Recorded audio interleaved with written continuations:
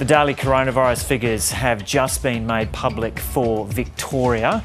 The number of new cases is up on yesterday, but continuing the downward trend from the highs of last week. Sadly, the number of deaths has risen from yesterday. Reporter Stephanie Ferrier joins us now from Melbourne. So, Steph, what are those figures that have just been released? Yes, good morning, Joe. This morning we have 372 new cases detected in the past 24 hours, sadly 14 deaths now.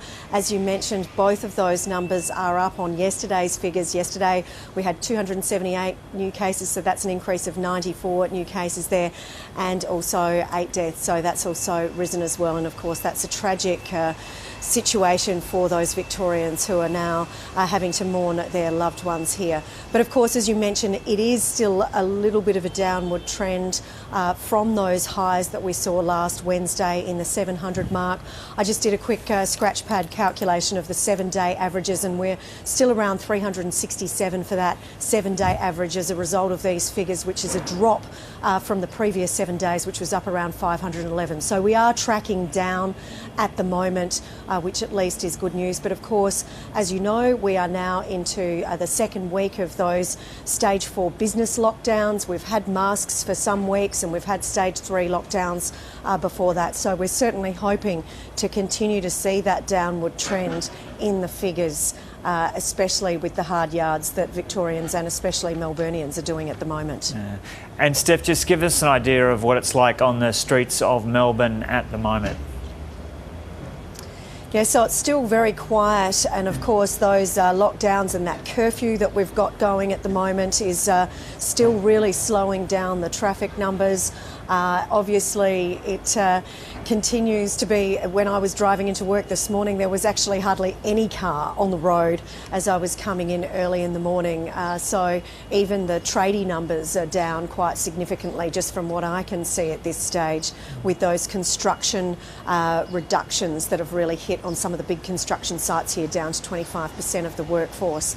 But of course, people are also still, you know, watching, praying and hoping, and we're riding this roller coaster ride as well on every day in terms of the numbers. So I think people will probably feel a little disheartened that we've gone back up above the 300 mark again.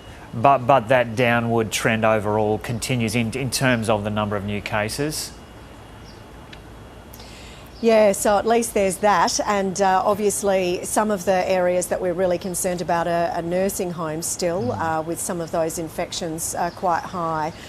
So I was just going to mention in regards to that, we have seen the state government take over the management of 3 nursing homes. And they are nursing homes in Melbourne's north and west. So they are the Glenlyn Aged Care, Kalina Care and Florence Aged Care. Now the Premier says that these 3 facilities were causing substantial and particular concern, and he's hoping that that government takeover will mean and ensure that the vulnerable residents there get the care and support that they need. And that of course means that the staff will be now not working there, they'll be replaced by hospital staff being nurses and doctors, and that of course comes after the infection rates that we've seen in some 125 nursing homes across Victoria exceed 2,000, and sadly with 172 deaths connected. Of course, as of a result of these recent 14 deaths, we don't know how many are connected to aged care. We're expecting to hear further breakdowns and details of that when we have that news conference a little bit later on.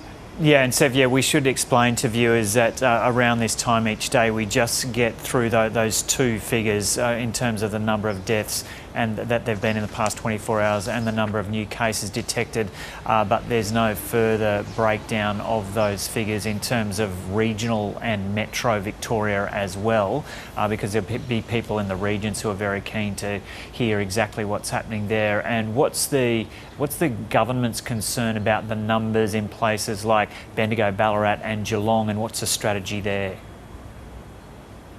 Yeah, so of course they are our biggest cities in Victoria outside of Melbourne, and we've also seen a little bit of a worrying trend in some of those regions. At the moment, of course, these figures will be updated as you mentioned, but across the board we've got more than 7,800 active cases across all of Victoria.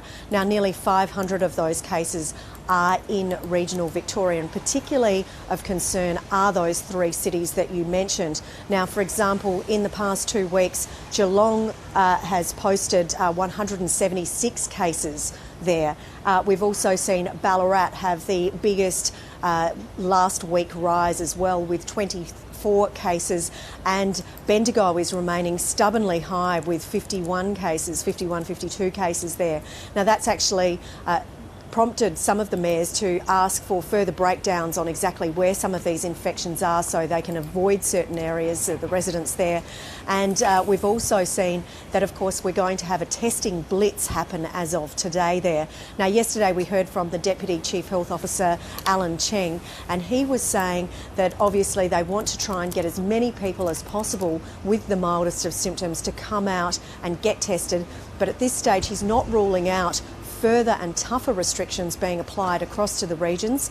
We're in Melbourne and we have the stage 4 restrictions. Outside of Melbourne, of course, they have those stage 3 restrictions with mask wearing. But of course, if these numbers continue to tick up, then there is that possibility of having those tougher lockdowns apply to some of these locations as well. Okay, Stephanie Ferrier reporting there in Melbourne.